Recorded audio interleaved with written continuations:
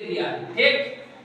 अब यहां से बोला था alpha minus beta equals to a और k equal to find out करना है। अब यहां से तुम लोग बताओ हम कैसे फाइंड आउट कर सकते हैं अल्फा प्लस बीटा और alpha into beta find out कर सकते हैं क्या? क्यों? क्योंकि सम ऑफ जीरोस और प्रोडक्ट ऑफ जीरोस का फार्मूला मुझे पता है। यहां से करेंगे let alpha and beta be the zeros of the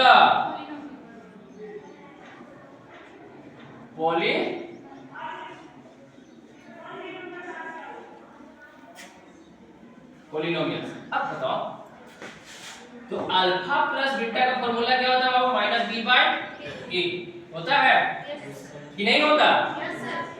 coefficient of b x divided by coefficient of x square. तो माइनस कोफिशिएंट ऑफ एक्स का और divided by coefficient of x square, तो वही तो फार्मूला है। और अल्फा इनटू बीटा क्या हो जाएगा? c बाय a यानी constant term divided by coefficient of x square. तो उतना हम बार-बार लैंग्वेज में नहीं लिख रहे, शॉर्ट में लिख रहे हैं ठीक। अब तो अल्फा प्लस बीटा मुझे नहीं पता, तो यहां से माइनस b कौन है इसमें? कंपेयर करो किससे? X square plus bx plus c से कंपेयर करो। इससे कंपेयर करो x के साथ a है, x स्क्वायर के साथ यहां क्या है? 1 है। क्या है? 1 है।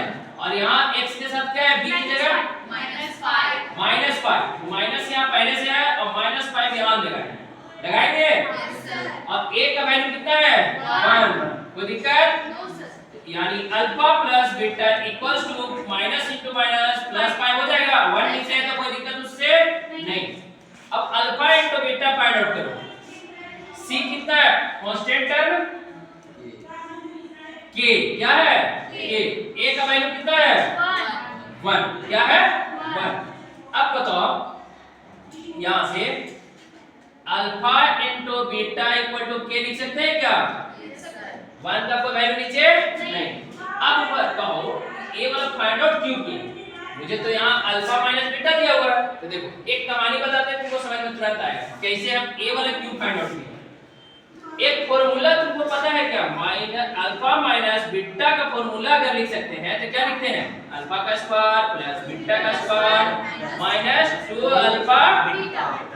एक फार्मूला होता है कि नहीं होता? होता है।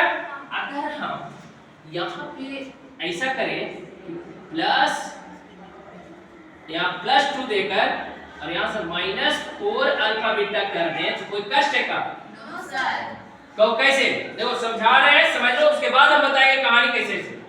अभी तक इसका फार्मूला क्या हुआ था? यहाँ माइनस, इसको छिपा दो, हुआ था। अब हम कहें ना यहाँ प्लस दीजिए सर, और ये माइनस में 4 अल्फा बीटा ले लीजिए तो भी -4 अल्फा बीटा में से 1 हटा देंगे तो भी तो माइनस अल्फा बीटा आएगा क्या? आएगा कि नहीं आएगा?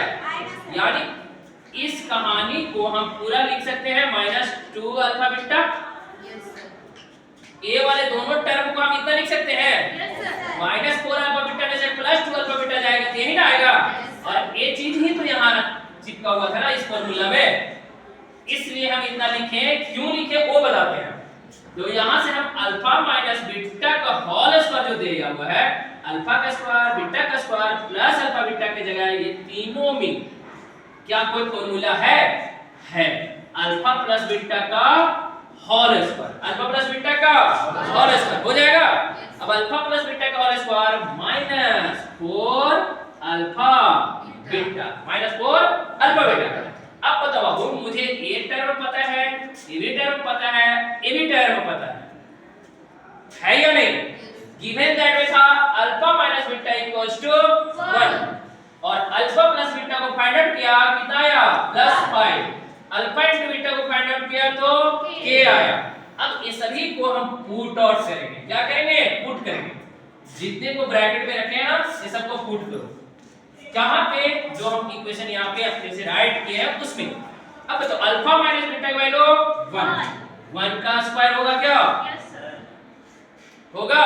Yes sir. Equals to alpha plus beta कितना फाइंड आउट हुआ है? 5। यहां 5 का स्क्वायर होगा क्या?